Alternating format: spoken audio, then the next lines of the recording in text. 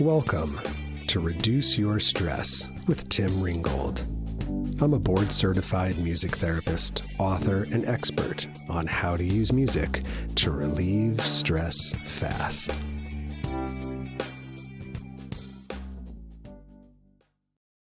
This episode of Reduce Your Stress with Tim Ringgold is sponsored by Dr. Nisi, trainer and certifier of master and executive coaches, because she believes every person, every relationship, every business, and your finances should be extraordinary. Find out more about Dr. Nisi Moore and the Life Coaching Institute at www.drnisi.com. That's DRNEECIE.com. Hello, and welcome to another episode of Reduce Your Stress with Tim Ringgold. It's so great to be with you, and I'm so glad you're here. Today, you're going to hear a presentation from my Reduce Your Stress Summit. It's from a phenomenal woman named Sukie Baxter on the nature of healing trauma. I've been on a learning journey about trauma since about 2016, and what I can say is it's a lot more nuanced and complex than I once thought. But it's also how do I describe it? It's like you ever get a splinter and it's annoying and it irritates you and it's under the surface, but it really diverts your attention and, gets you off track because of its pain. Well, that's a great way for me to try to describe trauma as a stressor. And that, some of the source of your stress or my stress or any of our stress could be in trauma. And if we can find ways to relieve or heal that past trauma, it's like taking the splinter out. So one of the reasons I'm excited about you hearing from Sukie, she's an amazing presence and resource, and she has the ability of being able to describe complex theories, concepts in really easy to understand terms. So really makes sense out of things for us. And you also should check out her YouTube videos because they are really well done and worth checking out as well. So sit back, relax, enjoy, and I'll see you on the other side. Sukie Baxter is an embodiment coach with over 15 years of experience working with clients to help them release pain and trauma from their bodies and their hearts. Sukie is the author of Perfect Posture for Life and the creator of her signature Nerve Apprenticeship, where she trains coaches and healers on how to go beyond the rational mind and connect to the wisdom of the body using practical tools and techniques for consistently magical results. Sukie, welcome to the Reduce Your Stress Summit for Healthcare Professionals. And please, the audience wants to know, what was your last concert before the pandemic? Hi, Tim. Thanks so much for having me here. My last concert before the pandemic was Passenger. Passenger? Mm-hmm. I'm not familiar with Passenger. What style music? Tell me. Passenger is it sounds like a group of people, but it's a single artist who, if I'm remembering correctly, he did actually address that at the beginning of the concert. He's an Irish singer. And he was, I think, in a group. And then when the group split up, he kept the name of the group. So that's not his name, but it's the name he performs under. And it was a great concert. It was at the Showbox in Seattle. Nice. Yeah. We'll have a moment. Live concerts. Please come back. Please come back soon. So that's awesome. Thank you so much. So today, I'm going to kind of turn it over to you and let you kind of take the stage. Yeah. By the way, your setup is so cool. It looks like this perfect room that's like just for such an occasion. It's just very, very tranquil and cozy. Thank you so much. This is my little tiny house. No way. Yeah. All right, let's go ahead and jump right in. Thank you so much, Tim, for having me here. And thank you to everyone for being here. I'm very excited to speak with everyone today. And what we're going to be talking about today is polyvagal theory and how stress impacts the body. I really focus on body-based techniques. I'll tell you a little bit about my background, but I really wanted to highlight the role of the body in the stress response, because it's so important in having a complete healing experience or in managing our stress. So the first thing I want to do is tell you a little story about a wild nervous system, tell you kind of how I got into polyvagal theory and into working through this lens. So back in 2016, I've always loved horses. I've loved them since I was a tiny kid. I don't remember a time when I didn't love horses, and I've had them on and off my whole life. I used to show as a kid, ridden, all kinds of ways. And in 2016, I decided I needed a different kind of challenge because why do anything easy? And I adopted a wild Mustang. So if you don't know, here in the United States, we have wild horses, and in order to control the population, the government rounds them up, and they find them homes. They adopt them to homes. It's a great program because it gives these horses a home, but it comes along with a lot of unknowns, because a wild horse is an unknown quantity, and many of these horses get trained up and they are able to be ridden like normal horses, and they go on to have very normal lives. And that's what I expected the experience to be like, but I wanted to challenge myself because it wasn't something I had done before. And the horse you see in this picture here, that's me. That's my horse. His name is Shelby. He's the horse that I adopted. He was 4.5 at the time. And I was going through all these checklists of training, and we call it gentling when we're getting them used to the domestic world when they're coming from a wild environment. I was trying to do all this gentling stuff, get him all used to normal life, and he kept exploding and running away.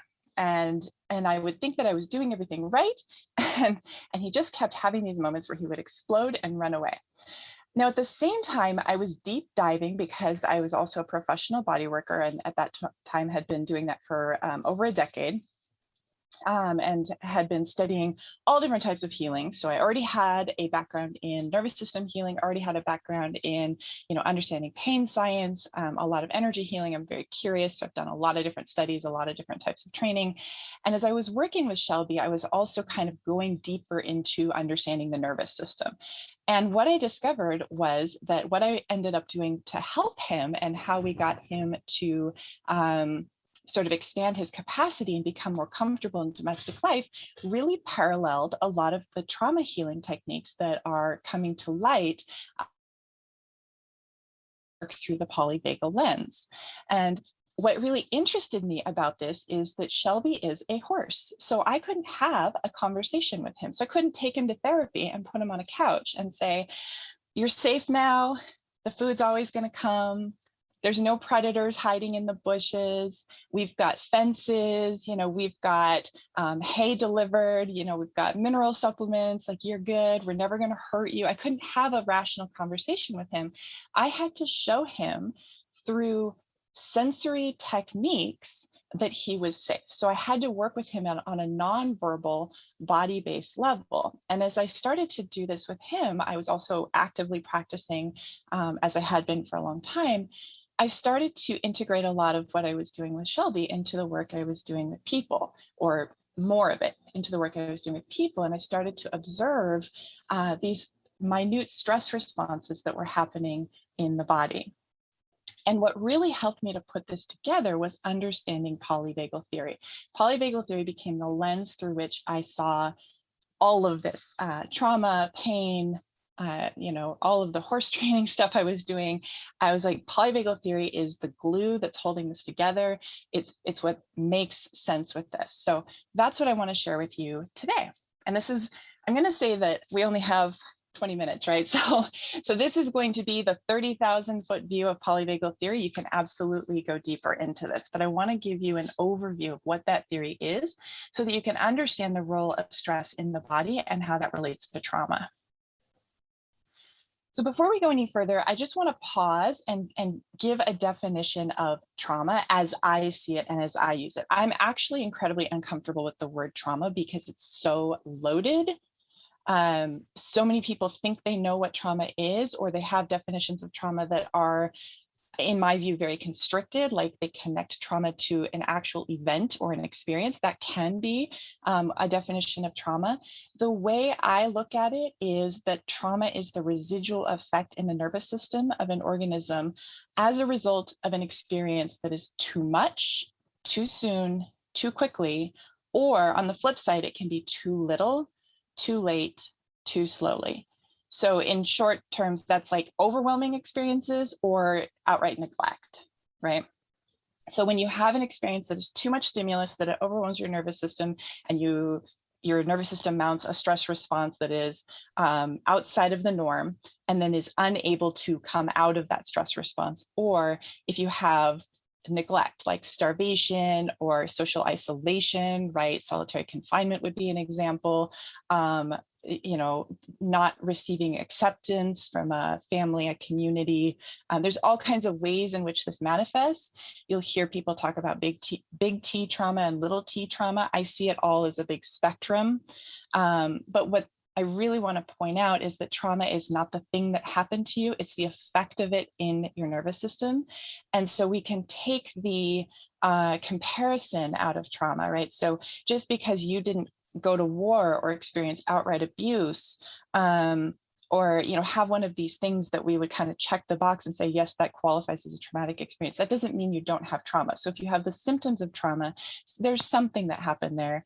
And we certainly don't have time to dive too deeply into this today, but there's also elements of transgenerational trauma, so inherited trauma, and developmental trauma. So trauma that happened before you could talk, that you probably don't have a conscious memory of, because it was pre-verbal. You couldn't actually form a narrative because of your nervous system structure at that time. That wasn't available to you.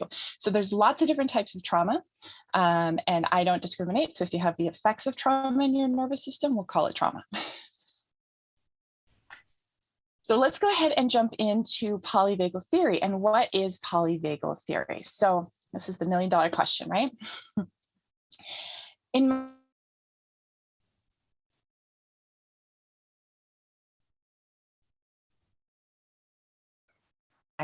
it helps to understand the physiology of the stress response in the body. It gives us an explanation of what's happening in our systems in our body that are non-narrative, non-verbal. You might use the term non-conscious, right? So they're not systems that we can rationalize, and they're not systems that we can dialogue with. We'll talk more about that in a moment. So it allows us to address those parts of us so that we can actually start to form a relationship with parts of our body, parts of our being in our system that are not linked to linguistic dialogue and not linked to a lot of talking, a lot of exploring narrative, and other ways in which we often look at trauma. Those things are absolutely 100% valuable, and they address a part of us that is very important to address. And at the same time, there's a physical part of us that needs to be addressed as well. And what I have found in working with my own clients, in working with my own experience, and also it's been illustrated through working with my horses, is that a lot of talking will only get you so far. And then and a lot of people will kind of come into embodiment work. They've done a lot of self-help, a lot of therapy, a lot of different methods, and they're very aware people, but this piece just hasn't quite been brought to the table. So that's where I really focus my attention. So let's talk about the polyvagal state. So before we explain what you're seeing here on your screen, polyvagal refers to your vagus nerve. Your vagus nerve is a very long nerve, starts way up here and goes all the way down through your neck, through your torso, all the way down to your viscera. It's called the vagus nerve because it's VAGUS, not Vegas, like Las Vegas. and that comes from the Latin word for wandering. It's the wandering nerve. It wanders through your body. Poly means many, right? So polyvagal, many vagus nerves. So this is a theory that was proposed by Stephen Porges. It is a theory. So sometimes you'll come across people who criticize the theory and they're like, it's only a theory. Well, yes. And like I said, it's a lens through which we can see things, and it's where we're at with it right now. I find it incredibly useful. So, Stephen Porges put together this theory. He discovered that we have multiple branches of our vagus nerve. So, when we're talking about the stress response, it used to be that stress was viewed in a binary way. You were either stressed or not stressed, like a light switch, on or off. What Porges put forth is that actually there are multiple states. So your vagus nerve is part of your parasympathetic nervous system. Your parasympathetic nervous system is often referred to as your rest and digest or rest and restore branch of your nervous system. It's the break. It calms you down. It causes you to feel relaxed. And what Porges discovered is that it can to shut down. About these states here in a second. The other side of our stress response is the sympathetic nervous system, which is what a lot of people are familiar with, is activation. That is mobilizing a stress response. Okay, so let's talk about these polyvagal states. So you'll often see these represented in different ways. Deb Dana, who's done a lot of work for polyvagal theory and therapy, represents it as a ladder. I've done it in different ways. I'm always playing around with different ways to present it. This is what I have for you today, but you might find other examples. So at the bottom of the ladder or the bottom of the nervous system, or however you want to frame that, we have what's called the dorsal vagal shutdown. So dorsal vagal is, dorsal means back, like a dorsal fin, right? So it's the rear branch of your vagus nerve. And this is a very old part of your parasympathetic nervous system, and it is responsible for causing you to shut down in times of extreme stress. So symptoms, when you're in this state, when you're in a dorsal vagal shutdown state, you're going to see symptoms such as some of these that are listed here. There's lots of things that can be associated with this, but these are a few symptoms or a few examples of symptoms that you might see. So things like collapsed posture, sluggish, low energy. You might associate this with being in a frozen state, a lack of motivation, even physically unable to kind of move your body, feeling heavy limbed. This would be associated with depressive states, feeling like I can't do things, like I just can't even figure out how to even think about doing things. So this is a state in which we feel a lack of agency and almost an immobilizing response, both physically, also mentally and emotionally. Going to the middle triangle here, you see sympathetic. And like I said, sympathetic is what we typically think about when we are talking about your stress response. This is your mobilizing or fight or flight response. This is, the tiger's going to bite me, I'm going to run away. Okay, I can't escape. I'm going to fight this tiger and I'm going to live. This is an activated state. It causes you to want to run, want to take action. But it's also, because it's activating, it causes tension in your muscles. So if you're in a sympathetic state, and I have a lot of direct experience with this because I have spent 15 plus years putting my hands on people's bodies and feeling what stress feels like in the body. And it's rigid. It's like this sort of sense of being locked down, like just, people talk about chronically tight shoulders or tight back. A lot of times people who are in this state, their back muscles, their paraspinal muscles will feel just like completely tight and completely locked down. And so you might find like a rigid kind of uptight posture, shoulders kind of up. You might see, sometimes you'll see people with like eyes almost pushed forward. Like it looks like they're like really trying to, almost push their eyes towards the thing that they're seeing rather than allowing the light to come to them. Wide eyes, a lot of facial tension, almost like a surprised look. If you really pause and kind of look at someone's facial expression, you'll notice sometimes people have like almost the tension of surprise always happening, tight neck muscles. So there can be a lot of different areas of tension in the body. People will often complain of teeth grinding and clenching. Sometimes I notice people's eyes will dart around the room, talk really, really fast, shaking, and also anxious states, feelings of anxiety. So and you can have both at the same time, and you can go between these states. But in general, you're going to find anxiety more connected to sympathetic. You're going to find depression more connected to that dorsal vagal shutdown. Moving over to the right, this is called ventral vagal. So ventral means front. So this is front branch of your vagus nerve. This is a newer branch of your vagus, your polyvagal system. And this is responsible for social engagement. Now, according to Porges, this is unique to mammals. And it allows us to be socially connected. It allows us to be in a state of empathy, in a state of joy, to be connected to intrinsic desires.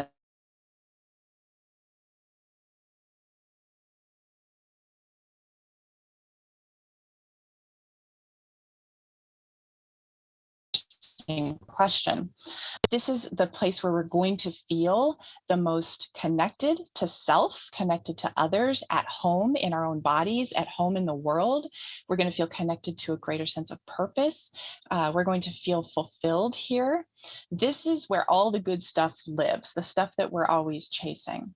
Just as a note, what I find interesting just in observing the world in general is that a lot of times I see people who are experiencing high activation or the symptoms of high activation, just from my casual observation of something like sympathetic activation or dorsal vagal activation, to sort of solve that feeling, to find fulfillment. I'll be happy when I achieve this. I'll be happy when I get to there. I'll be, or I can relax when X, Y, Z, or if I just had blah, blah, blah. But the reality is that unless we also, and it may be that those things are important, right? Some things are important, but unless we also can shift the nervous system into that ventral vagal, or at least create access to ventral vagal, that sense of fulfillment and satisfaction is probably going to remain somewhat elusive. Okay, so just to give you a sense of time, and this is according to Porges's work, the dorsal vagal branch of your vagus nerve, that evolved about 500 million years ago. So that started a long, long time ago, long before we were human. The sympathetic branch came about in vertebrates about 400 million years ago. And then, as I said, according to Porges, this ventral vagal piece is unique to mammals, and it started evolution about 200 million years ago. So what I find really important about this is that these pieces of our nervous system, these parts of us, they evolved, like I mentioned previously, long before language, long before rational thought, long before we could have intellectual conversations, right? So essentially, we all have a wild horse living in our own nervous system. So everything that I learned from working with my wild horses, it all applies to us too. Even though we can have those rational conversations, we need that piece of sensory input. We need that piece of embodiment work in order to address these parts of ourselves that evolved so very long ago, that not only do they not understand English or whatever your language is, your natural language or your first language is, they don't even know that language exists.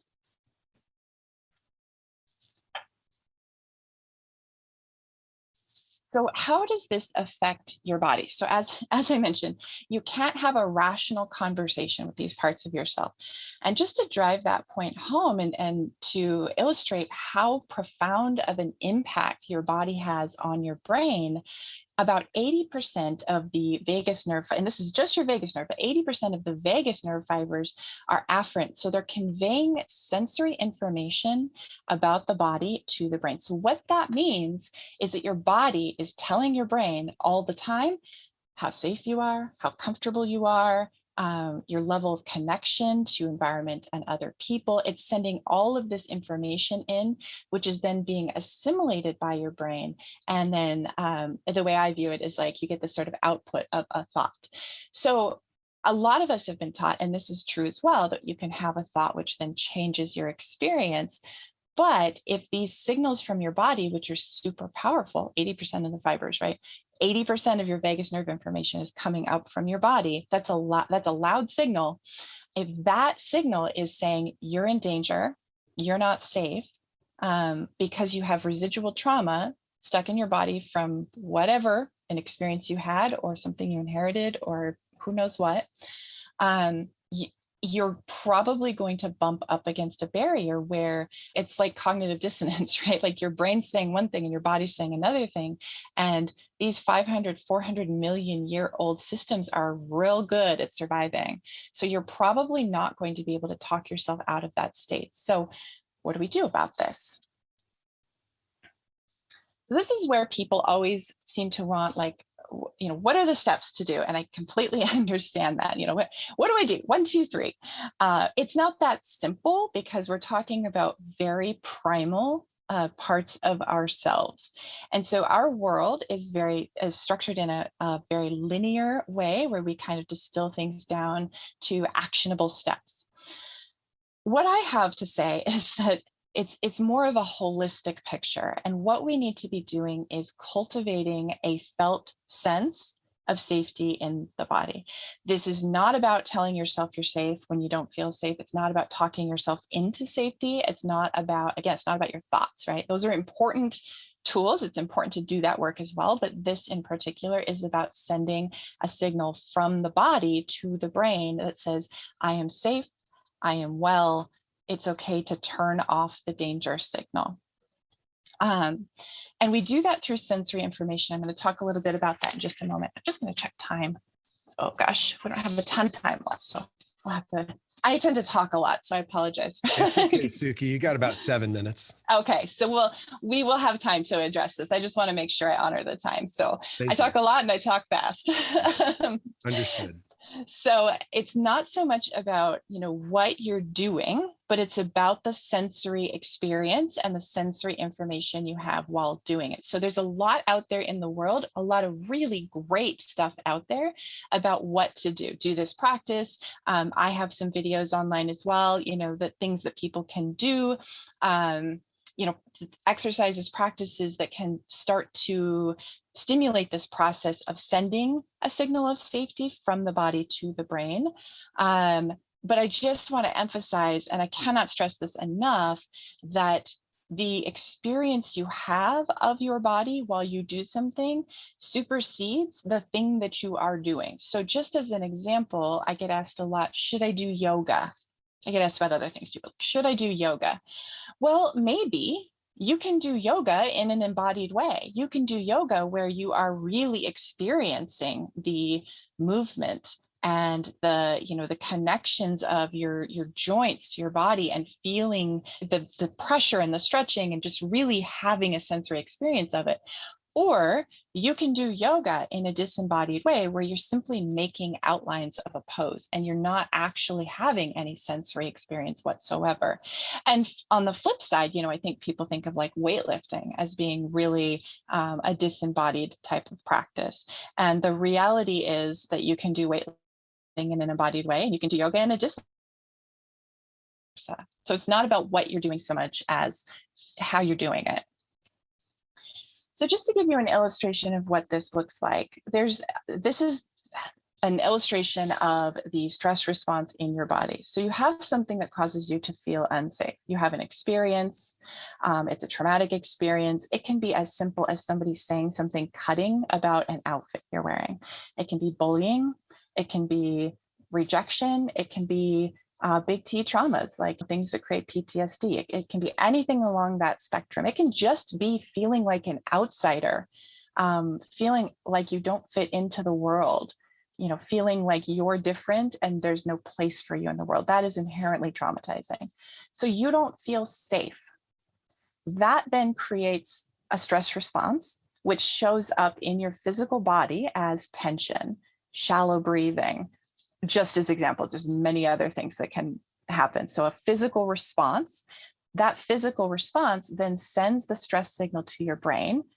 The stress signal sent to your brain actually heightens your response to stress. So something I didn't mention when we were talking about the polyvagal states is that when you are in some of those states, when you're in a stress state, it actually can alter your perception so that everything around you looks far more threatening, right? So you feel unsafe, you have these physical sensations, they send stress signals, and then you actually feel like there's a higher perception, like everything is more threatening, everything is more dangerous, which makes you feel less safe. And this just goes around and around and around and around.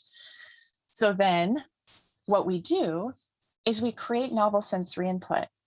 We disrupt this process by giving your body a different sensory experience. And this is why feeling the thing you're doing is critical. Not doing the thing, but feeling the thing you're doing.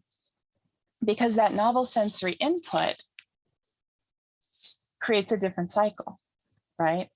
Now we have signals of safety. We broaden the sensory input. So if you have pain in your knee and all you feel is pain in your knee, then that's actually going to increase your pain over time, because that's your body's going to hone in on that as a threat. If we can remind your body that it has a whole leg and that there's a lot of that leg is really, really healthy, then we're going to start having signals of safety. Oh, I'm actually okay. I'm connected to the ground. I have a lot of movement available here. That decreases the perception of threat. Then we feel safe or safer, even if it's marginal, even if it's just an eensy bit safer, which actually that's important. We don't want to go for the whole enchilada. We want like just micro changes, because big changes are actually, when you're in a stress state, you try to change really hard switch to like safety from stress. That's too much change. It feels threatening. So micro changes. We have a little bit different sensory input, a little bit of a safety signal. Oh, the threat level went down just a bit and I feel a little bit safer. So now we have a little bit of decreased tension, a little bit more relaxed breathing. Now we get a safer signal. And then this becomes the perpetual cycle instead of that hamster wheel of always feeling stressed and stressed and stressed and stressed. So the question that I will leave you with is, what do you notice? And this is the question that I lead with when I'm working with clients. It's something that I emphasize in all of my teaching. What do you notice? What has your attention? What sensory experience has your attention? And this does not have to be an hour-long thing. This can be a 10-second, I feel my feet on the floor. I notice the pressure of my hips against my chair. I notice the feel of my clothes against my skin. It doesn't even have to be in your body. It can be, I'm really drawn to the beautiful colors in the sunset right now, and your eyes are just allowed to rest on the colors of the sunset. Noticing the sensory experience. When you're in your yoga practice, noticing the texture of your mat under your hand as your hand comes down on it. Noticing the sense of pressure going up your arm and into your shoulder, or the sense of pressure downward through your legs. Noticing the weight of your body on the floor. These things, they seem so insanely simple, and a lot of times our monkey brain wants to make it more complicated and wants to jump into meaning. What does it mean? You know, I notice this and that means whatever, or I notice my back feels XYZ and I should stand. My Pilates teacher said I should stand like this and I'm not standing. You know, we get into the story. Just notice. You don't have to make it mean anything at all for now. It's a great place to start, and it's incredibly powerful.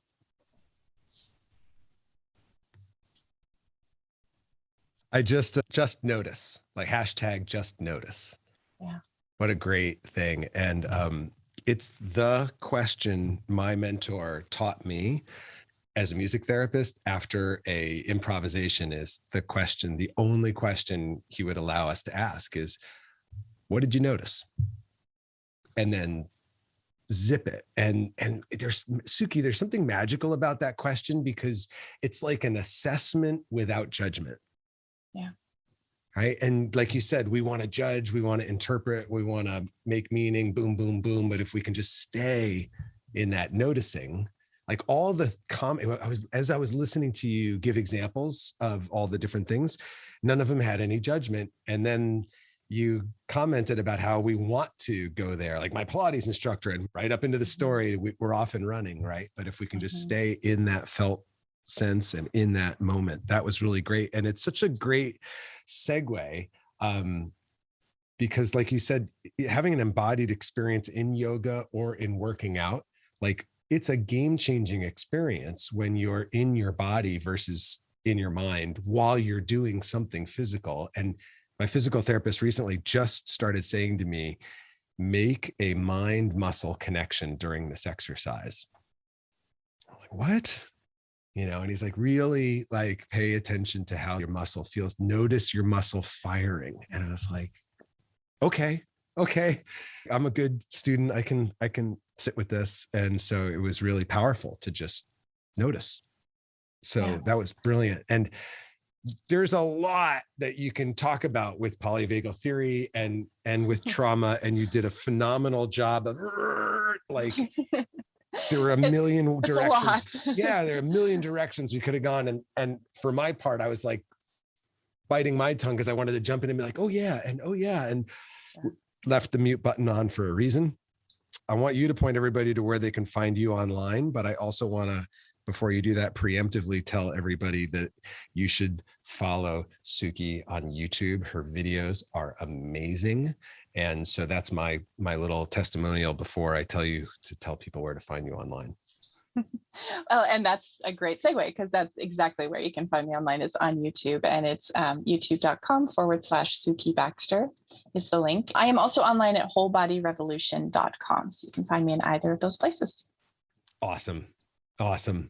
Thank you so much for being with us today, Sukie. It was great having you on the summit. Thank you. I really appreciate being here, and I appreciate everyone for coming.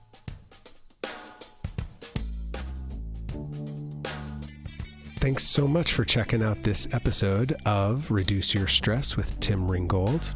I've got a couple of resources for you, which you can find in the show notes or you can listen to right here. So check it out. If you enjoy the sound of my voice and you enjoy the sound of my guitar, imagine them put together. Go to sonicrecovery.com and take your very own relaxation vacation, where I take you out of the stress of the present moment and back in time to a time when you felt happy, healthy, safe, and sober, and then walk you through that memory so you can bring back those feelings into the challenges you're facing today.